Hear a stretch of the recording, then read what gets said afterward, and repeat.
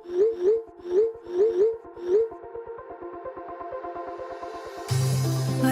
we go,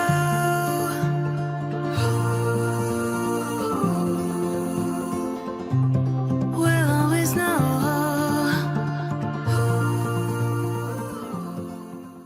hi guys, Har Har Mahadev. Welcome to the love and light 369 tarot. कैसे हो आप सभी? उम्मीद है आप सभी बहुत अच्छे होंगे और अपनी लाइफ में आगे बढ़ रहे होंगे। सो गाइस, हम देखने वाले हैं आपके पार्टनर के late night thoughts, late night energies आपके लिए क्या है। सो जेंडर का कोई इशू नहीं है, मेल फीमेल सभी इस रीडिंग को देख सकते हैं। और अगर आप उससे पर्सनल रीडिंग लेना चाहते हो, स्क्रीन पर व्हाट्सएप नंबर दिए गए हैं, आप उस पर कॉन्टैक्ट कर सकते हो। For love reading, health reading, career reading, सभी तरीके की रीडिंग्स मैं करती हूँ। सो चलिए देख लेते हैं क्या आता है रीडिंग में। Let's see late night energies क्या है आपके पार्टनर की। यूनिवर्स प्लीज़ बताएं, मेरे व्यूवर जिस पर्सन के बारे में सोच करके रीडिंग देख रहे हैं, उस पर्सन के late night thoughts, late night energies मेरे व्यूवर्स के लिए क्या है। Universe please late night energies बताएं, मेरे व्यूवर्स के पार्टनर की लेट नाइट एनर्जीज क्या है। सबसे पहले हायरोफेंट है टॉरस वृषभ राशि, द लवर्स जेमिनी मिथुन राशि, 7 of swords Gemini Libra and Aquarius मिथुन तुला कुंभ राशि, knight of wands Aries Leo and Sagittarius मेषिंग और धनु राशि, एंड किंग ऑफ स्वॉर्ड्स है जेमिनी लिब्रा एक्वेरियस मिथुन तुला कुंभ राशि, द एम्प्रेस वर्गो कन्या राशि and 9 of wands Aries Leo and Sagittarius मेषिंग और धनु राशि, 9 of swords Gemini Libra and Aquarius मिथुन तुला और कुंभ राशि। चलिए क्लैरिफाई करते हैं। सबसे पहले तो हायरोफेंट को क्लैरिफाई करेंगे। हायरोफेंट की एनर्जी को क्लैरिफाई कीजिए यूनिवर्स। हायरोफेंट की एनर्जी यहाँ पर क्यों है, प्लीज़ क्लैरिफाई करें। यहाँ पर 8 ऑफ वॉन्ड्स है। देखिए, मुझे ऐसा दिखाई देता है कि शायद आप दोनों के बीच में फैमिली इश्यूज़ हैं। अगर आप दोनों के बीच में फैमिली इश्यूज़ हैं कि लाइक फैमिली इस रिश्ते को एक्सेप्ट नहीं कर रही है या फैमिली इस रिश्ते के लिए एग्री नहीं कर रही है, क्योंकि मुझे ऐसा कुछ दिखाई देता है। देखिए, 8 ऑफ वॉन्ड्स की एनर्जी बताती है कि आपके पार्टनर आपसे कम्युनिकेट करना चाहते हैं, वो आपसे बात करने की इच्छा रखते हैं, उनको आपसे बात करने का बहुत मन होता है, बहुत बेचैनी होती है, बहुत आपकी याद भी आती है कि वो आपसे बात करें। एंड अभी हम लेट नाइट एनर्जी देख रहे हैं तो ऑफकोर्स इनको अभी भी आपकी बहुत याद आती है, आपसे बात करने का बहुत मन करता है। बट ये अपनी फैमिली के बारे में सोच करके रुक जाते हैं। इनको ऐसा लगता है कि अगर मेरी फैमिली को पता चलेगा तो उनके ऊपर क्या गुजरेगी, या मेरी फैमिली, अगर मान लीजिए कि एक तो कंडीशन है कि इनकी फैमिली को आप दोनों के रिश्ते के बारे में पता है, तो वो इनको रिस्ट्रिक्ट करते हैं, ठीक है, वो इनको रोकते हैं, उन्होंने साफ मना किया हुआ है। अगर आप दोनों के रिश्ते के बारे में फैमिली को नहीं मालूम है, तो मुझे ऐसा लगता है कि इनको कहीं ना कहीं ऐसा लगता है कि मेरी फैमिली कभी भी इस रिश्ते को एक्सेप्ट नहीं करेगी, उनको कभी भी ये रिश्ता समझ नहीं आएगा, जिसके कारण वो खुद ही खुद को कंट्रोल करते हैं, ठीक है। अदरवाइज़ उनका आपसे बात करने का बहुत मन करता है और वो आपकी बातों को बहुत याद करते हैं आपकी, क्योंकि ये कम्युनिकेशन का है, तो कम्युनिकेशन में बातें भी आ जाती हैं, वॉइस भी आ जाती है और लहजा भी आ जाता है। तो आई थिंक हर चीज़ को वो याद कर रहे हैं। आपकी आवाज़ उनको सुनने का बहुत मन करता है, आपसे बातें करने का बहुत मन करता है। सो यहाँ पर इनकी एनर्जी है कि वो कहीं ना कहीं इस वक्त आपसे बात करने के लिए तरस रहे हैं, आपकी आवाज़ सुनने के लिए तरस रहे हैं। द लवर्स एनर्जी को क्लैरिफाई करें यूनिवर्स। द लवर्स एनर्जी यहाँ पर क्यों है, प्लीज़ क्लैरिफाई कीजिए। यहाँ पर किंग ऑफ कप्स है। देखिए, इस इंसान के दिल में आपके लिए प्यार है और ये आपके साथ एक डीप कनेक्शन फील करते हैं, कि स्पिरिचुअल कनेक्शन फील करते हैं। हो सकता है आप दोनों का कोई स्पिरिचुअल कनेक्शन भी हो एक दूसरे के साथ, जैसे आप दोनों सोलमेट्स हो या हाई लेवल ऑफ सोलमेट्स हो, या हो सकता है ट्विन फ्लेम हो। देखिए, ये आपसे प्यार तो करते हैं, यहाँ पर बहुत क्लियरली दिखाई देता है, आपके लिए बहुत ज़्यादा इमोशंस है। अगर इन्होंने इंटरेस्ट लूज़ कर दिया था आपसे, मुझे लग रहा है कि इनके दिल में आपको लेकर के फीलिंग्स फिर से डेवलप हो रही हैं, और इनकी जो फीलिंग्स हैं आपको लेकर के वो बढ़ रही हैं, ये इमोशनल हो रहे हैं आपके लिए, या इमोशनली आपके लिए सोच रहे हैं। अगर इन्होंने इंटरेस्ट लूज़ कर दिया था, या फिर ये आपके बारे में या आपके लिए इमोशनली नहीं सोच पा रहे थे, तो मुझे लग रहा है कि आपके लिए इमोशनली सोच रहे हैं, आपके लिए इनकी फीलिंग्स बढ़ रही हैं, ऐसा मुझे यहाँ पर दिखाई देता है। और ये आपके साथ एक अलग ही कनेक्शन फ़ील करते हैं। मतलब इनको ना समटाइम्स ऐसे ख़्याल आते हैं कि जो मैं उसके लिए फ़ील करता हूँ, या जो मुझे उस कनेक्शन के लिए फ़ील होता है, या जो मुझे उसके साथ रह कर के जो वाइब्स मिलती हैं या जो फ़ील होता है, शायद ही किसी और के साथ वैसा फ़ील होगा। मतलब इनको ना ऐसा भी लगता है कि ये शायद आपको कभी भूल नहीं पाएंगे, शायद आपको अपने दिलो दिमाग से कभी निकाल नहीं पाएंगे, चाहे ये कहीं भी चले जाएं, चाहे ये दुनिया के किसी भी कोने में चले जाएं। तो ऐसे भी इनको थॉट्स आते हैं। 7 ऑफ सोर्ड्स को क्लैरिफाई करें यूनिवर्स। 7 ऑफ सोर्ड्स की एनर्जी यहाँ पर क्यों है, प्लीज़ क्लैरिफाई करें। यहाँ पर 5 ऑफ सोर्ड्स है एंड 6 ऑफ पेंटिकल्स है। देखिए मुझे ऐसा लगता है 7 ऑफ सोर्ड्स की एनर्जी बताते हैं कि शायद हो सकता है इन्होंने आपके साथ चालाकी करने की कोशिश की, चालाकी आपके साथ माइंड गेम्स खेले इस पर्सन ने। कभी भी स्टेबिलिटी नहीं दी इन्होंने रिलेशनशिप में, क्लियरिटी नहीं दी, घुमाते रहे हैं, मैनिपुलेट करते रहे हैं, लेकिन इन्होंने कभी क्लियरिटी नहीं दी है, ऐसा मुझे यहाँ पर दिखाई देता है।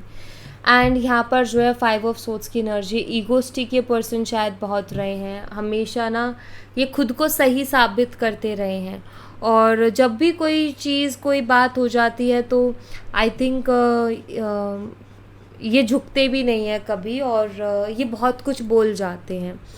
देखिए मुझे यहाँ पर 5 ऑफ सोर्ड्स, देखो ना इन दोनों का रिश्ता तुड़वा के कोई इंसान बहुत खुश हो रहा है।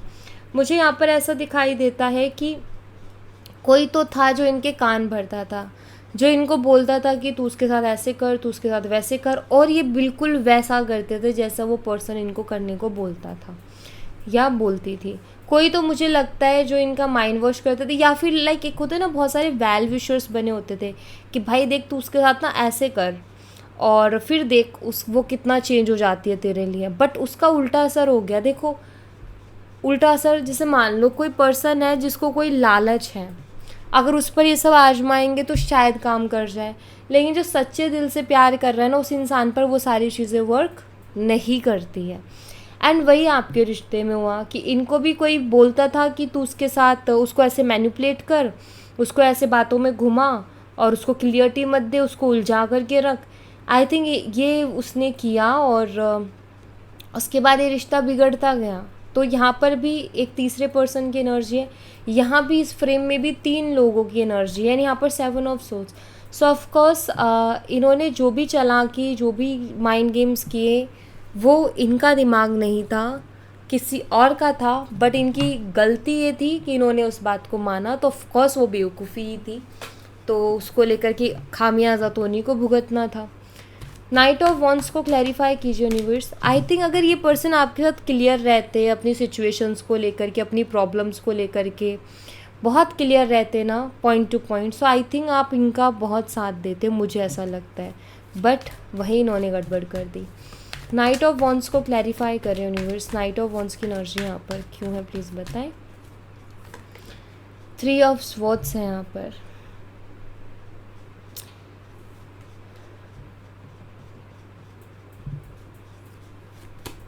Eight of pentacles. देखिए नाइट ऑफ वॉन्ड्स की एनर्जी बताती है कि ये आपकी तरफ एक स्ट्रॉन्ग अट्रैक्शन फील कर रहे हैं, और ये आपकी तरफ या आपकी लाइफ में आना भी चाहते हैं, आपसे कांटेक्ट में भी आना चाहते हैं, बात करना चाहते हैं। इनका बहुत बार मन करता है कि आपसे बात करें, लेकिन इन्होंने आपको हर्ट बहुत किया है, और इनको ऐसा लगता है कि अब अगर आपसे बात करनी है तो इनको एक्स्ट्रा एफर्ट डालना पड़ेगा, इनको डबल मेहनत करनी पड़ेगी, अदरवाइज़ आप तो इनके ऊपर बिलीव करने वाले हो नहीं, क्योंकि इन्होंने आपको तकलीफ़ पहुंचाई है, तो आप इनको माफ़ इतना इजी से करोगे नहीं। मुझे लगता है कि ये पर्सन ऐसा, मतलब इनके मन में कई बार ख्याल भी आता है ना कि यार चलो मैं नॉर्मली बात कर लूँ, या हालचाल ही पूछ लूँ, तो भी इनको ना आपकी तरफ आने से एक चीज़ रोकती है, वो है कि इन्होंने आपको हर्ट बहुत किया है, और इनको इसलिए ऐसा लगता है कि आप उनको एक्सेप्ट नहीं करोगे, आप उनसे बात करना पसंद नहीं करोगे, और अगर इनको आपसे बात करनी है तो इनको डबल मेहनत करनी पड़ेगी, डबल एफर्ट डालने पड़ेंगे, ऐसा इनको लगता है, ठीक है। नेक्स्ट किंग ऑफ स्वॉर्ड्स है। किंग ऑफ स्वॉर्ड्स को क्लैरिफाई कीजिए यूनिवर्स, किंग ऑफ स्वॉर्ड्स की एनर्जी यहाँ पर क्यों है, प्लीज़ क्लैरिफाई करें। यहाँ पर 7 ऑफ वॉन्ड्स है। आई थिंक ये पर्सन बहुत कोल्ड बिहेव कर रहे हैं आपके साथ, यू नो, इनका कुछ भी खुल के सामने नहीं है, ये खुल के ना अपने दिल की बात रख रहे हैं, ना ठीक से बात कर रहे हैं, बहुत कोल्ड सा बिहेवियर है। अगर आपको, आई थिंक लेस कांटेक्ट की एनर्जी भी आपकी हो सकती है इनके साथ, कि जैसे कि ये उन लोगों के लिए मैसेज है जिनके पार्टनर कांटेक्ट में तो हैं बट ठीक से बात नहीं करते हैं, है ना, क्योंकि यहाँ पर ना किंग ऑफ सोर्ड्स की एनर्जी बताती है कि एक कोल्ड सा बिहेव कर रहे हैं वो आपके साथ, आपको समझ में नहीं आ रहा है ना। यहाँ पर 7 ऑफ वॉन्ड्स की एनर्जी, उनके लिए मैसेज ये है कि आपके पार्टनर ना, मैं एक और कार्ड यहाँ पर लूँगी, वेट, जजमेंट, ओके। देखिए मुझे ऐसा लगता है कि आपके पार्टनर ना अपनी लाइफ में, जिनके साथ भी ऐसा हो रहा है, आपके पार्टनर अपनी लाइफ में बहुत ज़्यादा प्रॉब्लम्स को फेस कर रहे हैं, बहुत ज़्यादा स्ट्रगल्स को फेस कर रहे हैं, उनकी लाइफ में प्रॉब्लम्स चल रहे हैं, उनका कार्मिक टाइम चल रहा है। और ऐसा टाइम, कार्मिक टाइम वो टाइम होता है जहाँ हमारी कोई चाह करके भी मदद नहीं कर सकता जब तक कि यूनिवर्स ना चाहे, ठीक है। तो ऐसा मुझे यहाँ पर दिखाई दे रहा है। तो मतलब उनका ऐसा है कि उनकी स्थिति ऐसी है कि वो ज़्यादा बात करने की कंडीशन में नहीं है, कि आप कहो कि ज़्यादा एक्सप्रेस करें या ठीक से बात करें, उस कंडीशन में मुझे दिख नहीं रहे हैं। हाँ, इनका ये टाइम थोड़ा ठीक होगा तो ये ठीक से बात करना स्टार्ट कर देंगे, जिनके भी पर्सन कोल्ड बिहेव कर रहे हैं उनके साथ, ठीक है। दी एम्प्रेस एनर्जी को क्लैरिफाई करें यूनिवर्स, दी एम्प्रेस एनर्जी यहाँ पर क्यों है, प्लीज़ बताएं। 8 ऑफ पेंटिकल्स है, एस ऑफ वॉन्ड्स है। देखिए एम्प्रेस एनर्जी बहुत स्ट्रॉन्ग एनर्जी होती है, बहुत यूनिक एनर्जी होती है। आपके पर्सन आपको बहुत यूनिक मानते हैं, बहुत यूनिक समझते हैं, आप उन्हें बहुत सुंदर लगते हो, आप उन्हें बहुत समझदार लगते हो, एंड आपके अंदर उन्हें कोई कमी नज़र नहीं आती है, ठीक है। हो सकता है आपके अंदर 10 कमियाँ हो, लेकिन आपके पर्सन को आपके अंदर कोई कमी नज़र नहीं आती है, और वो आपकी तरफ बहुत ज़्यादा अट्रैक्टेड हैं। वो इस रिश्ते में काम करना चाहते हैं, वो इस रिश्ते में एफ़र्ट डालना चाहते हैं, बिकॉज़ उनको ऐसा लगता है कि अगर उन्होंने आपको खो दिया तो फिर आपके जैसा उनको कभी ज़िंदगी में नहीं मिलेगा, बिकॉज़ आप बहुत यूनिक हो, उनको ऐसा लगता है। सो वो आपके साथ एक नई शुरुआत करने के बारे में भी सोच रहे हैं, इस रिश्ते में काम करने के बारे में भी सोच रहे हैं। क्यों? क्योंकि आपकी पर्सनालिटी जो है ना, उस पर्सनालिटी का पर्सन को नहीं मिला जो आपकी सोच है, जैसी आपकी बातें हैं, जैसे आप चीज़ों को लेकर के चलते हो। प्लस पॉइंट ये है, आप खूबसूरत भी हो, आप समझदार भी हो, एंड आपके अंदर सब कुछ है। आप जो है लाइक वो एक परफेक्ट बैलेंस देखते हैं आपके अंदर, ठीक है। तो उनको वो बैलेंस वाला, देखो हर कोई इंसान बैलेंस नहीं होता, कोई इंसान की, कोई किसी इंसान की कोई एक उसमें बहुत ज़्यादा वो जा रहा है, कोई एक इंसान बहुत ज़्यादा मॉडर्न है, कोई एक इंसान बहुत ज़्यादा ट्रेडिशनल है। सो लाइक ऐसी एनर्जी होती है ना जहाँ पर मतलब वो जो मिक्स एंड बैलेंस जो कॉम्बिनेशन होता है ना, आई थिंक वो इनको आपके अंदर नज़र आता है। 9 ऑफ वॉन्ड्स को क्लैरिफाई कीजिए यूनिवर्स, 9 ऑफ वॉन्ड्स की एनर्जी यहाँ पर क्यों है, प्लीज़ बताएं। एस ऑफ पेंटिकल्स, देखिए आपके पार्टनर को ना ऐसा लगता है कि किसी ने इनके ऊपर कुछ करवा दिया, इस वजह से इनकी लाइफ हिल गई है, और इनकी लाइफ में इस वजह से स्टेबिलिटी नहीं है, क्योंकि किसी ने इनके ऊपर कुछ करवा दिया है। सो आई थिंक आपके पार्टनर नेगेटिव भी हो रहे हैं, उनको थोड़े से नेगेटिव ख्याल ज़्यादा आ रहे हैं, और उनको लगता है कि वो अपनी लाइफ में स्टक हैं, या अपनी लाइफ में कुछ कर नहीं पा रहे, या उनकी लाइफ में स्टेबिलिटी नहीं आ पा रही, बिकॉज उनके ऊपर किसी ने कुछ करवा दिया है। क्योंकि यहाँ पर अगर आप देखो तो यहाँ पर इसके हाथ में ना गुड़िया पकड़ रखी है ना, कि ये रिप्रेजेंट करता है हॉरर टाइप एंड थोड़ा ब्लैक मैजिक एनर्जी को इस डेक में स्पेशली, और किसी डेक में नहीं है ऐसा। तो इनको लगता है कि किसी ने इनके ऊपर कुछ करवा दिया है, जिसकी वजह से इनकी लाइफ की स्टेबिलिटी चली गई है, और ये बहुत ज़्यादा स्टक हो गए, इनका माइंड स्टक हो गया है। 9 ऑफ स्वॉर्ड्स को क्लैरिफाई करें यूनिवर्स, 9 ऑफ स्वॉर्ड्स की एनर्जी यहाँ पर क्यों है, प्लीज़ बताएं। फाइव ऑफ वॉन्स, देखिए ये पर्सन ना बहुत रिग्रेट कर रहे हैं कुछ चीज़ों का। पहली चीज़, जो इन्होंने आपसे लड़ाई झगड़े किए, उस चीज़ का इनको रिग्रेट हो रहा है, और उस लड़ाई झगड़े में जो कुछ इन्होंने आपको बोला ना, उसका इनको बहुत रिग्रेट हो रहा है, और ये बहुत परेशान हो रहे हैं, और ये बहुत रो रहे हैं उन सब चीज़ों के लिए। इनको चैन नहीं पड़ रहा है, इनको बहुत ज़्यादा बेचैनी हो रही है। एंड यहाँ पर मुझे ऐसा दिखाई देता है कि शायद इन्होंने कोई जल्दबाजी में डिसीज़न लिया था, लड़ाई हुई, झगड़ा हुआ, किसी बात को लेकर के मनमुटाव हुआ, और इन्होंने सडनली कोई एक्शन ले लिया। या तो इन्होंने आपसे कांटेक्ट ख़त्म कर दिया, या इन्होंने आपको कुछ बहुत बुरा बोल दिया। आई थिंक उस चीज़ का जो सडनली हुआ, क्विकली, एकदम से, मतलब बिना सोचे समझे, उस चीज़ का ये पर्सन अभी रिग्रेट कर रहे हैं, मुझे ऐसा दिखाई देता है। तो इनकी रिग्रेट करने वाली एनर्जी मैं यहाँ पर देख रही हूँ। मैं आपके लिए जो है बाबा की तरफ से एक मैसेज लूँगी।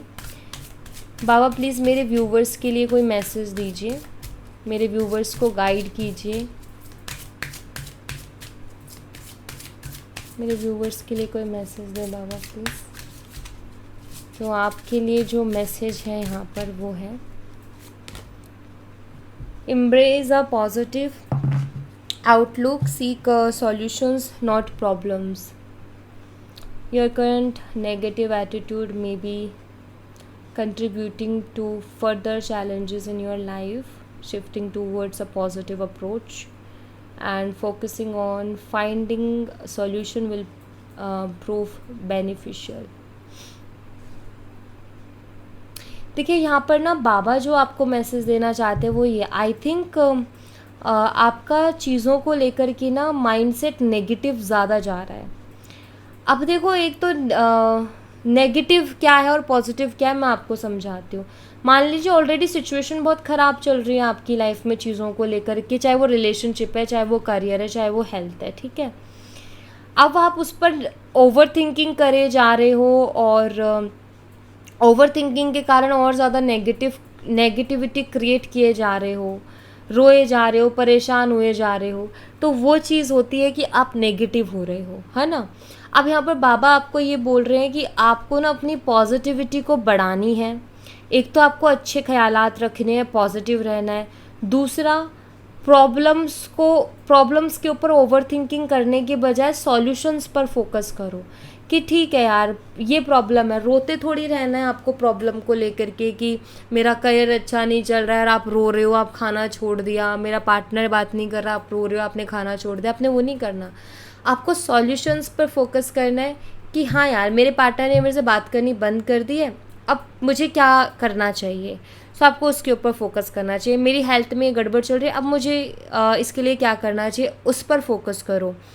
जब आप उसको ठीक करने के ऊपर फोकस करोगे, या फिर आप उस चीज़ से बाहर निकलने के ऊपर जब फोकस करोगे ना, तो आपको सॉल्यूशंस अपने आप मिलते जाएंगे। लेकिन आपको फोकस करना पड़ेगा, आपको कोशिश करनी पड़ेगी।